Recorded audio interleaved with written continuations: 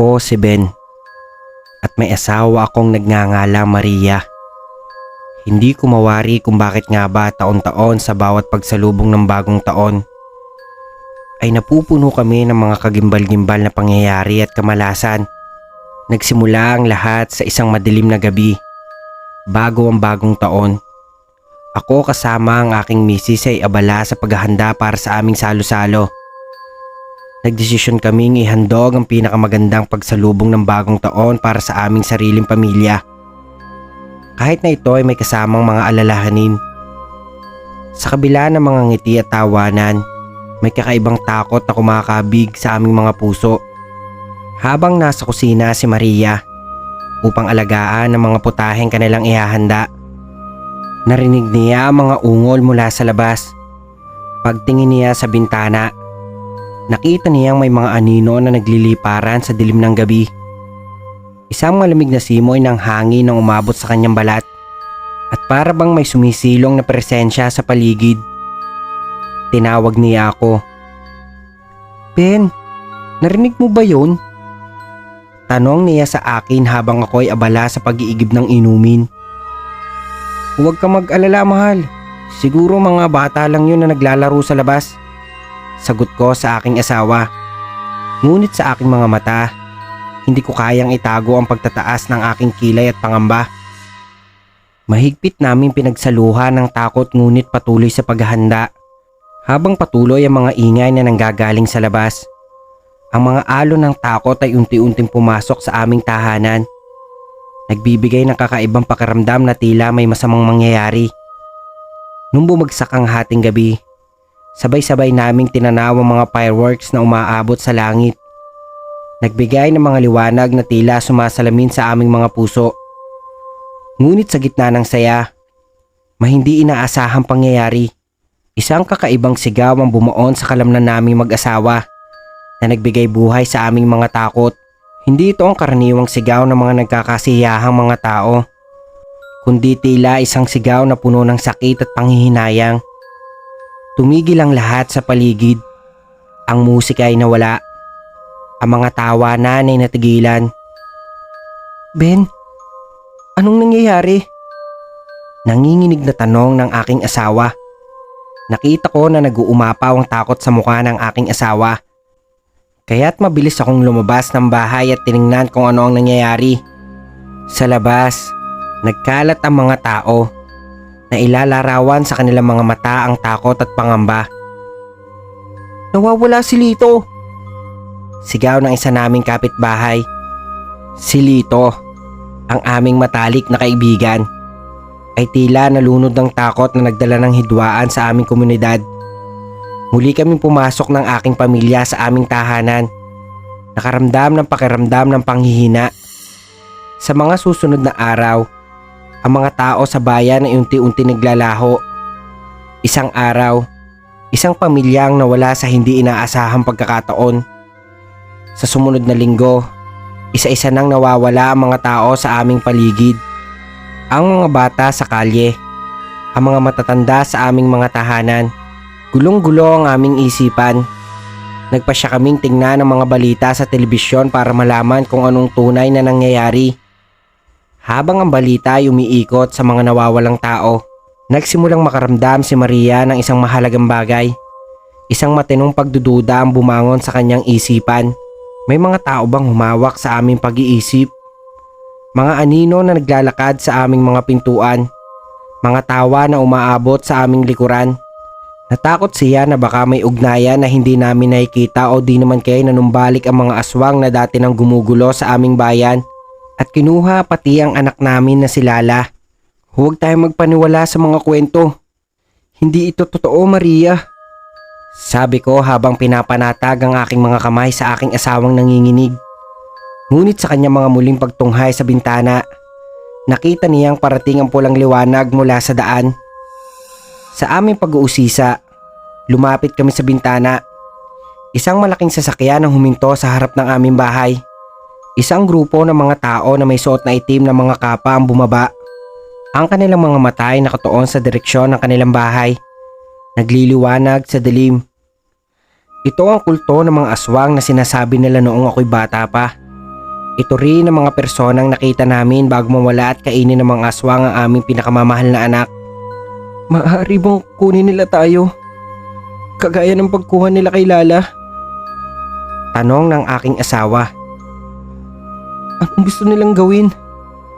Nagsimula siyang makaramdam ng sinag ng takot sa kanyang isipan. Alam niya na kahit anong mangyari, kailangan naming magtulungan at magplano. Huwag tayong mag-alala, Maria. Huwag tayong matakot. Kailangan nating ipaglaban ang ating buhay. Wika ko bilang sagot sa kanya. Ngunit sa aking sariling isip, nag-aalangan ako sa mga susunod na pangyayari. Habang ang grupo ay naglalakad papalapit, nadama ni Maria ang mataas na grado ng takot. Tila para oras na upang makipagtagpo sa mga anino. Ang masamang pangitain ay kinasangkutan ng bawat tao sa bayan. Nagdesisyon kami ng maaga upang tingnan kung ano ang nangyari sa aming bayan. Ang bawat sulok ng kalye, tila ito ay isang malaking patibong ng takot at pangamba. Walang bakas ng mga tao. Isang bayan na tila nawawala na ang ingay. At ang dating kasiyahan ng nakaraan ay tila nawawala na rin. Bumalik kaming dalawa sa aming tahanan. Nagdesisyon na hindi na lamang makipag-usap sa isa't isa, kundi maglagay na rin ng mga hadlang sa aming pintuan. Pero sa paglipas ng mga araw, hindi na namin kayang itago ang mga hikbi ng takot na nagmumula sa aming mga puso. Kinabukasan, isang tawag ang nagbabalik sa aming mga isip. Isang lihim na kinasangkutan na hindi maiiwasan. Nakita mo ba yung mga tao? Tanong ni Maria habang nagluluto ng aming ulam. Huwag nating baliwalain ang sugo na ito. May masamang daliri sa bayan. Tila kinukulit tayo. Sa mga pananalita ni Maria, ako ay lubos na naguluhan. Ang aking ninanasa ay ang manatiling ligtas at tiyakin ang ating kaligtasan. Sa isang makulimlim na gabi, nagpasya kaming lumabas ng bahay upang tingnan ang bayan. Kahit na kami ay natatakot, nagpasya kaming harapin ang aming takot. Subalit, sa pagdating namin sa gitna ng bayan, nakita naming tila may handog na bulong mula sa dilim. Magsama-sama tayo, sabi ng isang boses mula sa likod. Nagsimula kaming magpahid ng pawis. Nanginginig at unti-unting nahulog ang mga ulap sa aming mga mata. Ang pagtatangkang makatakas mula sa takot ay tila naging mahirap. Isang matabang tao ang lumapit sa akin. May mahalaga akong impormasyon. Gusto mo bang malaman kung ano ang tunay na nangyari rito? Ano mang sagot na binibigay nila hindi na mahalaga. Ang boses na iyon ay tila nag-aangat ng takot at pag-aalinlangan sa aming isipan. Naiwan ang bayan sa mga aswang. Mayroong itim na aswang sa bawat taon ay kumukuha ng mga tao.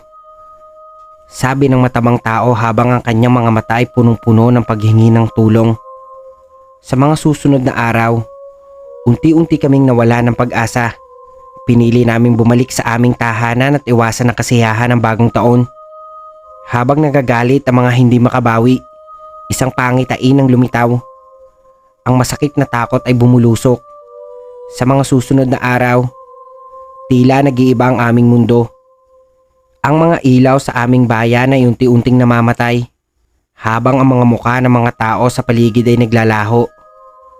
Tumawag si Maria sa akin. Kakayanin ba natin ang lahat ng ito? Paano tayo makakaligtas sa panganib na ito? Nasa aking isip ang isang solusyon. Bakit hindi nating subukang hanapin ang mga nawawalang tao sa ibang bayan? Baka doon ay may mga taong handang tumulong sa atin. At sa ganitong pagbubuo ng plano, nagdesisyon kami maglakbay sa labas ng aming bayan. Magdala ng gamot, pagkain at pakisalumuha sa mga tao na makakasalubong. Habang naglalakbay, ay hindi namin napapansing umuulan na. Naramdaman na lang namin sa aming katawan ang bawat butil ng ulan na tumatama sa katawan naming mag-asawa habang naglalakad. Ang mga ulan na dating nagpapasaya sa kanilang bayan, ngayon nagdadala na ng takot at pangamba. Isang malupit na laban ang susunod sa aming mga balak. Sa paghahanap namin sa ibang bayan, nahirapan kaming makakita ng mga buhay na tao. Ang mga mata ng tao na aming nakikita ay puno ng takot. Ang mga awit ng pag-asa ay tila nawala. Sa aming pagdating sa ibang bayan, nagdesisyon kami makipagsapalaran sa lokal na pamahalaan. Sinasalubong kami ng mga tao na naglalakad sa kahabaan ng daan. Ngunit ang mga ito ay walang kaluluwa. Anong nangyayari dito? Tanong ni Maria sa isang taong nakatayo sa tabi ng sariwang puno ng prutas. Wala nang makikita. Ang mga tao ay inalis mula sa kanilang mga tahanan. Sagot ng tao na tila kinuha ang aming pag-asa. Pinukaw ang aming takot. Umuwi kami ni Maria sa aming bayan. Dala ang boses ng panganib. Muli kami nagdesisyon para ipagpatuloy ang mas masakit na bahagi ng aming kwento. Kailangan nating harapin ito at hindi natin kaya kung tayo mag-isa. Dala ang sarili na puno ng kagustuhang lumaban. Nagpasya kaming sumanib sa mga tao sa bayan. Ang aming puso'y puno ng pag-asa. Ngunit punong-puno rin ng pag-aalala. Sa madilim na gabi, lumabas kami at kumuha ng lakas sa pagkakaibigan. Ngunit sa hindi inaasahan, sa likod ng isang malaking puno, lumitaw ang isang nakakatakot na anino. Anino ng isang aswang. Ang mga anino, akala'y walang silbi, bumangon na sa kanila. Lumalapit na may kasamang kulay ng kapangyarihan. Huminto kami ni Maria. Ang isang aswang ay lumapit sa amin. May kayang tinig. Labanan ninyo ang takot. Ngunit ang lahat ng iyan ay kailangan ng sakripisyo. Sa sumunod na gabi, nagpasya kaming ipagsama-sama ang pangkat upang labanan ng mga anino. Dala-dala ang mga lampara at apoy. Nagmasid kami sa aming sariling mga paningin. Ngunit sa gitna ng labanan, tila nilamon ng kadiliman ng aming mga puso. Anong nangyayari? Kailangan pa natin ng higit pang lakas. Sigaw ni Maria habang sumisiklab ang labanan mula sa aming paligid. Ngunit ang kislap ng labanan ay tila nabawasan. Ang mga tainga ay tumunog. Ang mga sigaw ay umabot sa hangin. Sa isang iglap, natapos ang aming laban. Ang mga aswang ay tila naglaho. Ang iba sa kanila ay bangkay na. Salamat sa inyong sakripisyo, sabi ng aming mga kasamahan sa likod. Makikita niyo ang mga naiwan sa inyo. At bawat gabi, may gabing pupuntahan. Ilang buwan nang lumipas at unti-unting bumalik sa aming bayan ang mga tao. Ang mga nawawalang tao ay nagbalik. Ang buwan ay tila nagbigay liwanag. Subalit ang takot at pangamba sa aming puso ay nananatili.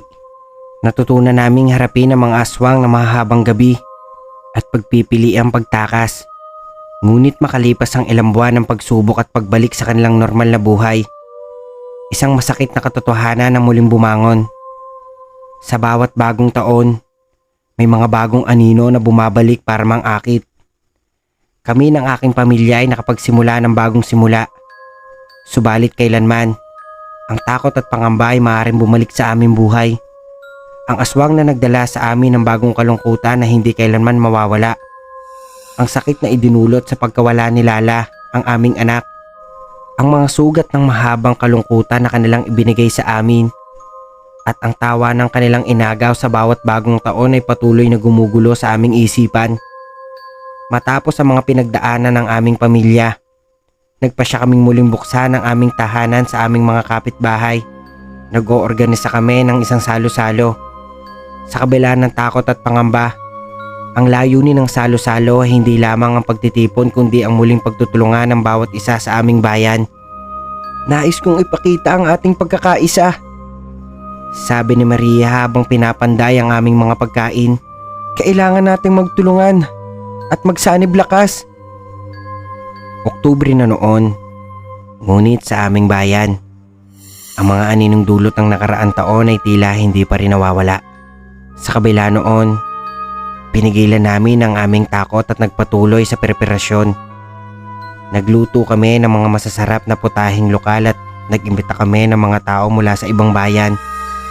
Dumating ang araw ng salo-salo at ang aming bahay ay punong-puno ng mga tao.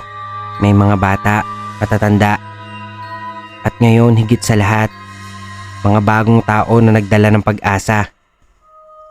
Habang may kasiyahan, ramdam pa rin ang takot na tila nananatili sa isip ng lahat. Lumipas ang mga oras.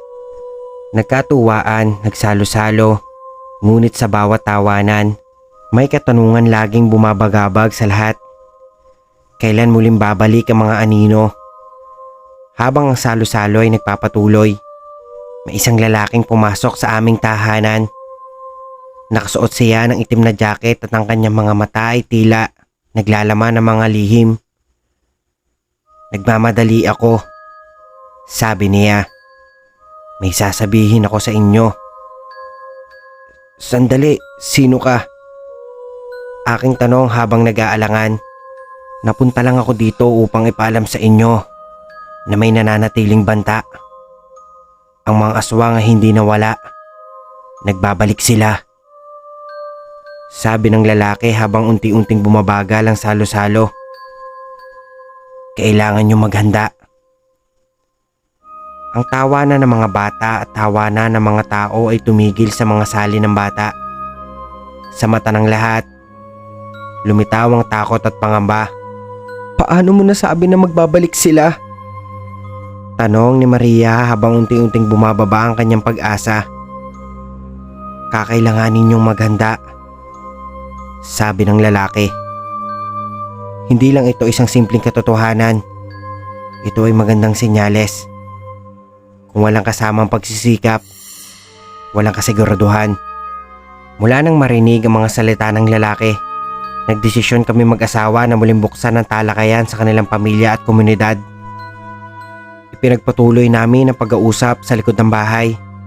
Kasabay na ang tahimik na pag-uusap. "May mga hakbang tayong dapat gawin," panimula ko, habang ang aking tinig ay tila nababalot ng determinasyon. "Kinakailangan nating maghanda sa mga nawawalang tao at nagbabalik na. At higit sa lahat, kailangan nating paghandaan ang pagbabalik ng mga aswang. Napagtanto natin na hindi tayo nag-iisa. Kailangan nating ikonekta ang mga tao sa bayan. Kailangan nating magtulong-tulong, makipag-ugnayan at magsanib ng lakas." Habang nag-iisip ang lahat, unti-unting nagbubukas ang aming isip patungkol sa mga aswang. Sa panibagong taon, naisip naming mag-organisa ng mga usapin, mga training, safety drills at mga talakayan kung paano at ano ang dapat gagawin sakaling bumalik ang mga aswang. Ang bawat isa ay tila umiiwas at takot magbigay ng kanilang mga karanasan. Inumpisahan ng lahat ang pagpapalakas sa isa't isa, habang ang bayan ay nag-uumapaw ng bagong pag-asa. Hindi nagtagal, ang bayan ay tila nahahawakan ng alaala ng mga nakaraang taon. Sa paglipas ng mga linggo, nagtayo kami ng mga barriers at sistema ng pagtulong. Ang mga tao ay naging mas magkakakilala at nagsanib-sanib ang lakas. Minsan, nagkakaroon ng mga training, seminars kung saan ang mga tao ay nag-aaral kung paano dapat kumilos sa mga oras na umatake ang mga aswang. Ganoon na kami kadesididong makuha ang hustisya, lalo na para sa aming anak. May mga lokal na lider na nagtutulungan upang masustentuhan ang mga pangangailangan ng aming komunidad, at ang mga dating takot makipaglaban ay tila lumakas na rin ang loob dahil ipinaunawa ko sa kanila na kailangan na matapos ang labanan na ito. Kailangan na masupil ang mga aswang. At si Maria naman ang aking asawa. Siya namumuno sa pangkat ng mga kababaihan. At siya rin na nagpapalakas sa loob ng mga kababaihan. At ako naman ay nagtatag ng isang pangkat na naglalayong magbantay sa mga kaganapan sa bayan. Kahit sa kabila ng mga pangangambang bumabalot sa aming mga isipan, unti-unting umuunlad ang aming bayan mula sa mga takot na daladala ng mga aswang. Ngunit sa likod ng aming pagsusumikap, at tila ba nag-aalangan pa rin ang aking asawa na si Maria dahil natatakot siya sa nangyari noong kabilang taon. Sa bawat ingay sa gabi, sa bawat hangin na sumasayaw sa tabi ng aming mga tahanan, siya ay may iniisip. "Ben, mahal, mayroon akong nararamdaman," sabi ni Maria sa akin. Parang mayroon talagang pananaw at guwang sa mga bituin. Ang mga aninong iyon ay maaring nagmula sa kung saan man. Hindi natin alam ang susunod. "Maria, mahal, huwag mong sabihin yan," Sagot ko sa kanya habang nasa aking mga balikat ang tunog ng mga bata. Tuloy lang tayo sa ating layunin, mahal. Mabibigyan din natin ng hustisya ang pagkawala ni Lala. Miss na miss ko na ang ating anak, mahal. Tandaan mo, pupuksain natin ang mga aswang para sa ating anak. Hindi na muli silang makakapaghatid ng gulo sa ating bayan. Laging nagbabalik ang takot sa aming bayan. Ngunit sa mga araw na lumipas, nagpasya rin ang aming bayan na higit pang maging alerto sa pagdating ng bagong taon. Ipinagpatuloy namin ang aming preparasyon at nagsagawa ng mga routine checks nang bumalik ang bagong taon. Marahang din na ito ng mga bata. Dala ang muling pag-explore na libangan sa bayan. Ngunit ang bawat paghangin, tunog ng mga alon at liwanag ng buwan ay tila nagbigay ng kakulangan. Sa mga likod na daliri ng banig, nagpatuloy ang mga alon sa pag-agos. Sa gitna ng mga selebrasyon, natangay ng hangin ng bawat tinig at baon sa lupa ang mga pagdiriwang. Habang marami ang nagkakaroon ng kasiyahan, kumalat na naman ang mga balita na may nakita na namang mga aswang na palipad-lipad sa ere. Sa mga bulong ng takot, nagpasya kaming agarang kumilos. Kailangan nating silang harapin. Sigaw ko sa aking mga kasamahan. Sa kahit anong anyo, ang aswang na ito'y nagbabalik upang lumaban. Naging mainit ang pag-uusap. Ang mga tao sa bayan ay tila muling nahihirapan. Ang mga bata ay nagtakbuhan tungo sa kanilang mga magulang. Ang mga matatanda ay may paninindigan ngunit puno ng galit at puot at takot. Si Maria, sa kanyang kalooban ay muling nag-ambag ng lakas. Tumayo siya sa harap ng komunidad at sinabi, "Ipinagdarasal ko na ang lahat ay makakilos at maging handa at hindi matatakot mula sa ating nakaraan. Ngayon, mga kapitbahay, tayong lahat ay magtutulungan para sa ating bayan." Ang mga tao ay tila lumakas ang loob. Bawat isa sa kanila ay muling nagkaisa sa harap ng takot. Ang ilan ay may bitbit na arko. Ang iba naman ay may mga sulo. Ang isang bayan na nagkaisa sa gitna ng panganib at takot.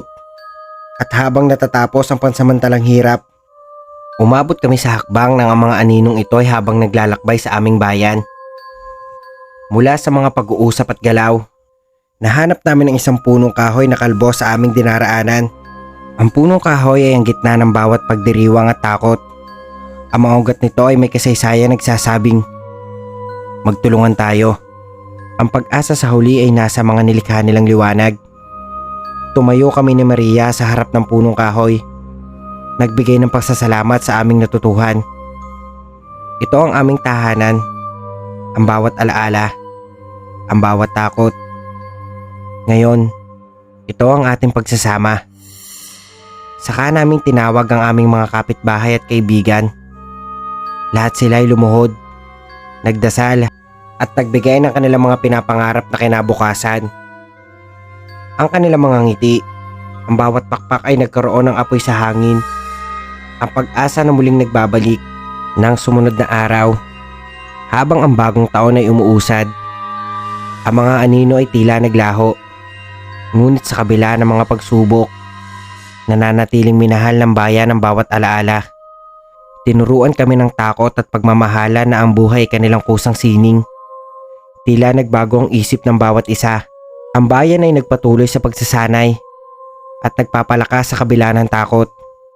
Isang taon na ang lumipas at sa mga pinangarap naming unang taon ay nakapagsimula kami ng mas malawak na pagkakaisa.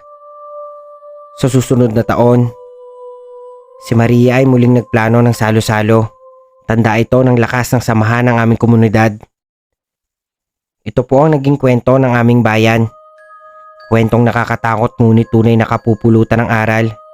Ako po si Ben Madarang at ang aking kwento ay pinamagatang ang pagkaubos ng tao sa aming baryo sa pagsapit ng bagong taon.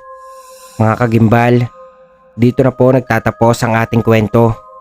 At kung bago pa lang po kayo sa aking channel, ay huwag nyo na pong kalimutang isubscribe ang aking channel at pindutin nyo na rin po ang notification bell button para maging updated kayo sa mga susunod pa nating kwento.